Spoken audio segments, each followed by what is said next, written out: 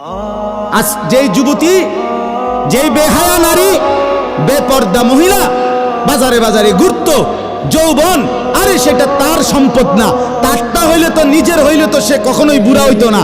আল্লাহ তাআলা বলছে, আমি যখন যৌবন শেষ করে দিলাম, তো এখন আর কোন পুরুষ তার দিকে ফিররা থুতুও বালায় না। দুনিয়া এক অবস্থায় থাকে না, এক হালাতে থাকে না বাপ। এজন্য ছেলেদেরকেও বলি, বাপ, জিন্দেগি সুন্দর কর। তোমার এই হাসি থাকবে, তোমার এই সুস্থ সুন্দর সুঠাম দেহ থাকবে। আন্তরিকতা নিয়ে শুনলে, নিজের ভিতরে নেক মানসিকতা যদি থাকে, গ্রহণ করার মানসিকতা, তাহলে অল্প কথা তো ফায়দা। আর গ্রহণ করার মানসিকতা না থাকলেও 50 বছর শুনলেও